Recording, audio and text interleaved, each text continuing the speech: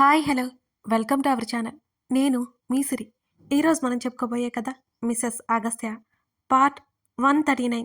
కథలోకి వెళ్ళే ముందు వీడియోని లైక్ చేసి హైప్ చేయడం మర్చిపోకండి. మన టార్గెట్ ఇవాళ 1500 లైక్స్ అన్నమాట. మీరంతా లైక్ చేస్తారని ఆశిస్తున్నాను. Thank you. ఇక కథలోకి వెళ్ళిపోదాం. శ్రీద దగ్గరికి వీణ త్వరగా వచ్చింది. మేడం, వీణ పిలుపుకి తలెత్తి చూసింది శ్రీద. సార్కి ఫోన్ చేశారా అని అడిగింది ఆశగా.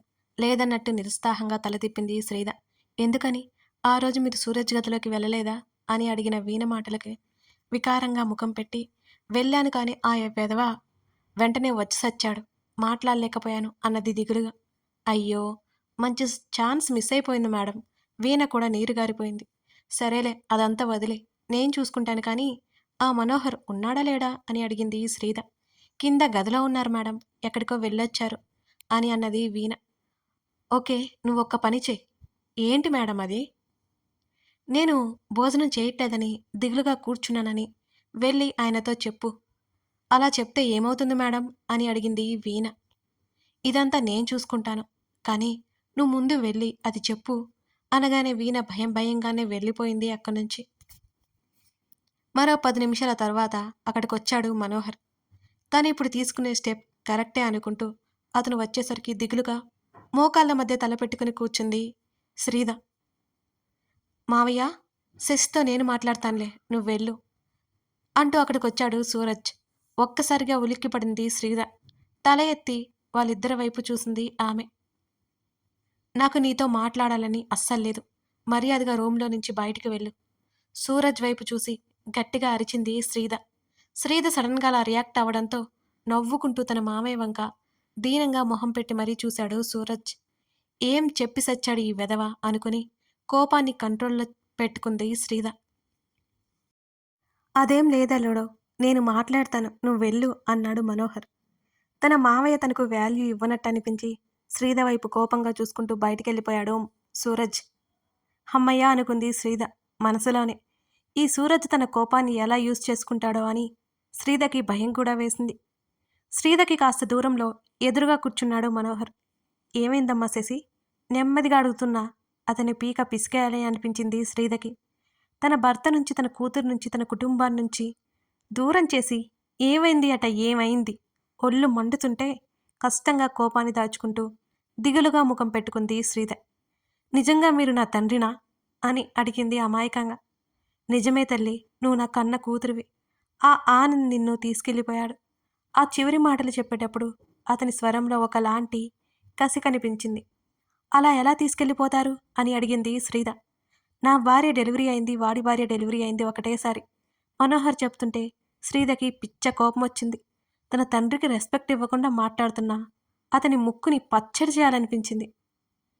అలా నన్నెందుకు తీసుకెళ్తారు? ఆయన కూతురు ఉంటుంది కదా అని శ్రీద అదే అయోమయంలో అడిగింది. ఆనంద్ని కాస్త వేరుగా మాట్లాడినట్టు ఫీల్ అయిపోయాడు మనోహర్. శ్రీదలో మార్పు వచ్చిందని సంబరపడ్డాడు లోపలే ఆ మనోహర్. వాడి కూతురికి ఏమైందో నాకు తెలీదు. నీకు 2 ఏళ్ళు ఉన్నప్పుడు ఎత్తుకుపోయాడు అన్నాడు నమ్మకంగా. ఆ మాటలు ఏమాత్రం నమ్మకం కలిగించపోయినా ఆశ్చర్యంగా అనిపించింది శ్రీదకి. ఆశ్చర్యం నటించింది. నిజంగా మీరనేది అని అడిగింది శ్రీద. మరి అవును తల్లి, నిజం. మరి 2 ఏళ్ళప్పుడు ఎత్తుకుపోవాల్సిన అవసరం ఏంటి? ఒకవేళ ఆయన కూతురు లేకపోయినా, నేను కాకపోతే చాలామంది ఉంటారు కదా అని అడిగింది. ఉండొచ్చు, కానీ ఆ రోజు పుట్టింది మీ ఇద్దరే కదా, అందుకే నిన్ను తీసుకెళ్ళిపోయాడు అన్నాడు భారమైన స్వరంతో. ఇంత జరిగిందా? అతని చేతిని పట్టుకుని దిగులు నటించింది శ్రీద. అవును తల్లి, ఆ రోజు నుంచి నీకోసం వెతికిస్తూనే ఉన్నాను. ఇన్నాళ్ళకి నా కంట పడ్డావు. శ్రీద చేతి మీద చెయ్యేసి సంతోషంగా చెప్పాడు మనోహర్. మరి నా తల్లి ఎవరు అని అడిగింది శ్రీద. ఆ మాటకి ఆమె మాటలను బట్టి పూర్తిగా అతన్ని నమ్ముతుందనుకున్నాడు మనోహర్. నా భార్య దుర్గా అన్నాడు.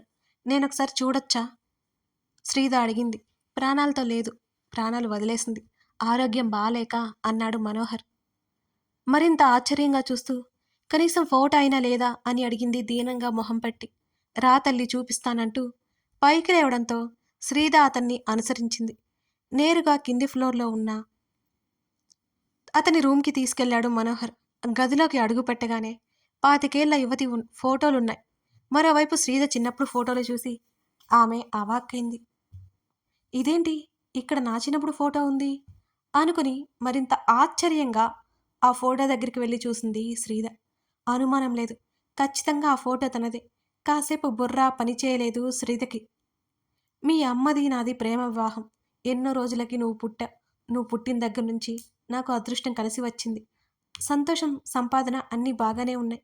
నువ్వు దూరమైపోయావు. మీ అమ్మ అనారోగ్యానికి గురైంది. నేను ఒంటరివాణ్ణి అయిపోయాను. అతను చెప్పే మాటలు అబద్ధమని అనిపించలేదసలు శ్రీధకి. అలాగని ఆనంద్ తండ్రి కాదు అంటే తను ఎప్పటికీ ఒప్పుకోదు. చాలాసేపు వరకు ఆ ఫోటోలన్నీ అలాగే చూస్తూ, మరి మీకు నా గురించి ఎలా తెలిసింది అని అయోమయంగానే చూసింది శ్రీధ. నీ గురించి తెలుసుకోవడానికి సూరజ్‌దే ముఖ్య పాత్ర. నీ కోసం చాలా కష్టపడి నిన్ను వెతికి తీసుకొచ్చాడు అని చెప్పాడు మనోహర్. శ్రీధ బ్రుకుటి ముడిపడింది. ఇవన్నీ డైజెస్ట్ చేసుకోవడానికి నాకు కొంచెం టైం కావాలి. ఇప్పటికిప్పుడు మీరు నా తండ్రి అంటే నాకింకా నమ్మకం కలగడం లేదు అని అక్కడి నుంచి మౌనంగా నడుచుకుంటూ బయటికెళ్ళిపోయింది శ్రీధ. ఇవాళ కాకపోయినా రేపైనా శ్రీధ మారుతుందనే ధైర్యం వచ్చింది ఆ క్షణం మనోహర్‌కి. మొదట్లో ఆమె అరవడం, ఏడవడం చేసేది. కానీ ఇప్పుడు అలా కాదు. నిజం నమ్మలేకపోతుందని, ఆమెకి కాస్త సమయం ఇవ్వాలని మనోహర్ నిశ్చయించుకున్నాడు. రాత్రికి అగస్త్య, అవంతి, రాధ ముంబై చేరుకున్నారు. సరాసరి హోటల్ రూమ్‌కి వెళ్లారు. వాళ్ళ కోసం ఎదురు చూస్తున్న జేమ్స్ హోటల్ ముందు కారు ఆగ్గానే ఎదురుగా వెళ్ళాడు. అవంతిని ఎత్తుకుని కిందకి దిగాడు అగస్త్య. బ్యాగ్ పట్టుకుని బిక్కుబిక్కుమంటూ చూస్తూ ఉంది రాధ వాళ్ళ వైపు. జేమ్స్ కనిపించగానే ప్రాణం లేచి వచ్చినట్లే అయ్యి పరుగున వెళ్ళబోయి అగస్త్య గుర్తుకొచ్చి రాధ ఆగిపోయింది. రాధను తృప్తిగా చూసుకుంటూ బాస్ ముందరకెళ్ళి నిలబడ్డాడు జేమ్స్. పాప నా దగ్గరుంటుంది. అవసరమైనప్పుడు పిలుస్తాను అని ఇద్దరిని చూస్తూ చెప్పి అక్కడి నుంచి వెళ్ళిపోయాడు అగస్త్య. వెంటనే రాధ దగ్గరికి నడిచి ఆమె భుజం చుట్టూ చెయ్యేసి ఆమెని లోపలికి తీసుకొచ్చాడు జేమ్స్. లిఫ్ట్లో అగస్త్య వెళ్ళిపోయాడు. రాధని అతని గదిలోకి తీసుకెళ్లాడు జేమ్స్. లోపలికి వెళ్ళగానే అతన్ని పట్టుకుని ఏడ్చేస్తూ గాఢంగా కౌగిలించుకుంది రాధ. వచ్చేసావు కదా, ఎందుకు ఏడుస్తున్నావు అని మృదువుగా అడిగాడు జేమ్స్. అక్కడ ఎవరూ తెలియదు కదా నాకు, ఒంటరిగా అనిపించింది. సన్నగా వెక్కిళ్ళు పెట్టి ఏడుస్తూ చెప్పింది రాధ. నువ్వు ఇక్కడికి రావడం సార్ వల్ల జరిగింది. ఆయనే చెప్పారు అని జేమ్స్ అనగానే అవునా అన్నట్టు చూసింది ఆశ్చర్యంగా రాధ. ఆయన ఏమీ పట్టించుకున్నట్టు ఉన్నా అన్నీ పట్టించుకుంటారు అని చిన్నగా నవ్వి ఫ్రెష్ అవ్వు అంటూ ఆమెను వాష్రూమ్లోకి పంపి డేవిడ్ నుంచి కాల్ వస్తుంటే లిఫ్ట్ చేశాడు జేమ్స్. రేపు బయలుదేరి ఇక్కడికి రా జేమ్స్, మనం మనోహర్ ఇంటికి స్టార్ట్ అవ్వాలి అని అన్నాడు డేవిడ్. ఆ మాటకి ఒక్కసారిగా సంతోషపడిపోయాడు జేమ్స్. ఎప్పుడు సార్ అని ఆతృతగా అడిగాడు. రేపు మార్నింగ్ అపాయింట్మెంట్ ఉంది నాకు. నేరుగా ఇంటికి వెళ్ళి మనోహర్ని కలిసేలా అపాయింట్మెంట్ తీసుకున్నాను నేను. కానీ నువ్వు వస్తే ఎలా ఉంటావో వాళ్ళకి తెలియకూడదు. ఆల్రెడీ అగస్త్య చెప్పాడు కదా, అంత పకడ్బందీగా ప్లాన్ చేసి తీసుకెళ్ళిన వాళ్ళు నిన్ను ఈజీగా గుర్తుపడతారు అనడంలో సందేహం లేదు అని ఆలోచనగా అన్నాడు డేవిడ్. అలాగే సార్, నేను రేపు మార్నింగ్ మీ దగ్గరికి వస్తాను అని జేమ్స్ చెప్పాడు. డేవిడ్ కాల్ కట్ చేశాడు. రాధ ఫ్రెష్ అయ్యి బయటకొచ్చింది. అప్పటికే డ్రెస్ బటన్స్ విప్పుతూ అతని దగ్గర ఉన్న గడ్డం, విగ్ అన్నీ బయటకు తీస్తూ కనిపించాడు జేమ్స్. అయోమయంగా చేతిలో ఉన్న టవల్ పక్కన పెట్టి అతని దగ్గరికి వెళ్ళింది రాధ. ఇవన్నీ ఏంటండి అని అడిగింది. అయోమయంగా చూస్తూనే అడిగింది రాధ. నాకు బయటకు వెళ్ళే పని ఉంది అను. నీకు అన్ని టైం టు టైం అందుతాయి. సార్ అవంతిని ఇస్తే జాగ్రత్తగా చూసుకో, గంటలో వస్తాను అని అటు తిరిగి చెప్తున్న అతన్ని వెనక నుంచి కౌగిలించుకుంది రాధ. అను వెళ్ళాలా అడిగింది. అవును వెళ్ళాలి అంటూ నెమ్మదిగా ఆమెను వదిలించుకొని ఆమె వైపుకు తిరిగాడు.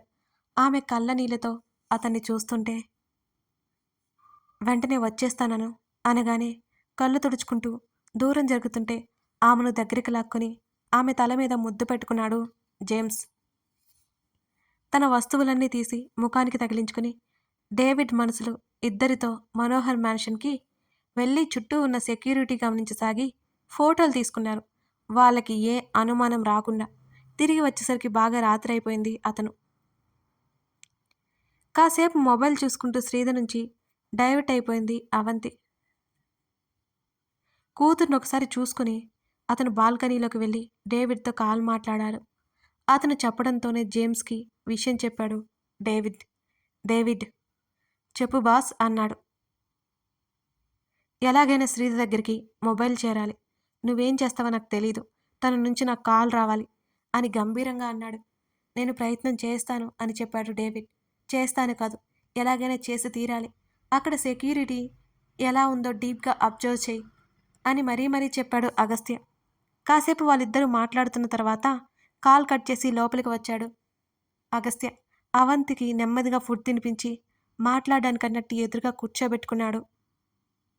అవంతి వచ్చి కాలు పక్కకు పెట్టుకుని తండ్రి ఛాతీ మీద తల పెట్టుకుంది. నిద్రొస్తుందా బంగారానికి అని కూతురి జుట్టు నిమురుతూ అడిగాడు అగస్త్య. నో డాడా అని చెప్పింది. మరి అని అడిగాడు. మమ్మ ఎప్పుడు వచ్చి అని అడిగింది. వస్తుందిరా, మమ్మీకి అక్కడ మొబైల్ లేదు కదా, అందుకే కాల్ చేయడానికి అవ్వట్లేదు. మమ్మీని వెళ్ళి తీసుకొస్తానుగా అని అన్నాడు. మిస్ మమ్మ అని మళ్ళీ ఏడుపు మొహం పెట్టి చెప్తుంటే, గుడ్ గర్ల్ కదా అవి, ఏడవచ్చా? నేను నీకొక స్టోరీ చెప్తా, వింటావా అని అడిగాడు. స్టోరీ అనగానే ఏంటన్నట్టు కళ్ళెత్తి ఆతృతగా తండ్రి వైపు చూసింది. ఒక ప్రిన్సెస్ స్టోరీ చెప్తాను అనగానే ఓ అని ఉత్సాహంగా చూసింది. ప్రిన్సెస్ ఎవరు అని ముద్దుగా అడిగింది. మమ్మ అని చెప్పాడు. నో, మీ ప్రిన్సెస్ అంది తండ్రి వైపు అలకగా చూసింది. కూతురి మాటలకి చిన్నగా నవ్వుతూ, అప్పుడు నువ్వు ఇంకా మమ్మీ బొజ్జులో ఉంచి రాలేదు కదా అన్నాడు. ఆ మాటకి పైకి లేచి కూర్చుని తండ్రి ముఖంలో ముఖం పెట్టి ఆశ్చర్యంగా చూసింది. మమ్మ బొజ్జ అంటూ చిట్టి చేతులతో కొంచెం చూపించింది. మీ టాల్ అంది కళ్ళు వెడల్పు చేసి అటు ఇటు తిప్పుతూ. ఆ చిన్ని బొజ్జలో పెద్దగా ఉన్న నేను ఎలా ఉన్నాను అని అర్థం కూతురి మాటల్లో గ్రహించి, అప్పుడు నువ్వు చాలా చిన్నగా పాపవి అంటూ అతని మొబైల్లో అవంతి ఫోటోలు చూపించాడు. మరింత ముద్దుగా బుద్దుగా పాలు తాగే ఆ పసిప్రాణం, పాలుగారే బొగ్గలతో ఉన్న తన్ని తాను చూసుకుని మురిసిపోయిన నవ్వుకుంది అవంతి. శ్రీధ అవంతి ఒకే డ్రెస్లో ఉన్న పిక్స్ చాలా ఉన్నాయి. ముగ్గురు ఉన్న పిక్స్ తక్కువే. అతనికి ఫోటోలు దిగడం ఇష్టం ఉండదు. శ్రీధ బలవంతంగా తీసేది. ఆమెకి ఇష్టం గనక బలవంతంగా ఫోటోలు తీయించుకునేది. హాస్పిటల్లో క్రిష్ తీసిన ముగ్గురు పిక్ ఫోటో చూపిస్తూ తన్ని తాను కళ్ళార్పకుండా చూసుకుంది అవంతి. ఈ పాప అంటూ అక్కడ చూపిస్తుంటే నువ్వే అనగానే కనిరెప్పలు టపటపలాడించింది. ఆ స్టోరీ నుంచి తల్లి నుంచి డైవర్ట్ అయిపోయి ఆ ఫోటోల గురించి అడుగుతూ తండ్రి బుర్ర కాసేపు తినేసింది. అలాగే చూస్తూనే అవంతి నిద్రపోయింది. జేమ్స్ పంపిన ఫోటోలు అన్నీ చెక్ చేస్తున్నాడు అగస్త్య. ఆ ఇల్లు, ఆ గదులు చూస్తుంటే శ్రీధ ఎక్కడుందో తెలుసుకోవడం డేవిడ్కి కష్టమనే విషయం అర్థమైంది అగస్త్యకి. డేవిడ్ కాస్త తెలివిగా బిహేవ్ చేస్తే తప్ప శ్రీధని చూడలేదు, మాట్లాడలేడు. ఎవరైనా లేడీని ఇన్వాల్వ్ చేయడానికి పంపించినా అప్పటికప్పుడు అక్కడ ఎవరున్నారసలు ఆలోచిస్తున్నాడతను. రాధని పంపించాలన్నా ఆమె ఉట్టి అమాయకురాల్లా ఉంది, భయస్తురాల్లా ఉంది. ఎవరైనా లేడీని తీసుకెళ్తే బాగుంటుందని డేవిడ్కి మెసేజ్ చేశాడు. ట్రై చేస్తానన్నట్టు డేవిడ్ రిప్లై ఇచ్చాడు. ఆలోచనలకు అడ్డుకట్ట వేయకుండా అలాగే ఉండిపోయాడు. కదులుతున్న కూతుర్ని హృదయం మీద పడుకోబెట్టుకుని ఆలోచిస్తూ ఉండిపోయాడు. అతని కంటికి కునుకు దరిచేరలేదు అసలు. అతని భార్య అతని కనుల ముందు మెదులుతోంది. కథ కొనసాగుతోంది. ఇదన్నమాట సంగతి. కథ నచ్చితే లైక్ చేసి కామెంట్ చేయడం మర్చిపోకండి ఫ్రెండ్స్. డేవిడ్ శ్రీధతో మాట్లాడగలడా, లేకపోతే డేవిడ్ వాళ్ళకి దొరికిపోతాడా? ఇవన్నీ తెలియాలి అంటే మీరు తర్వాత భాగం చూడాల్సిందే. లైక్ చేయడం మాత్రం మర్చిపోకండి. Thank you for watching this video.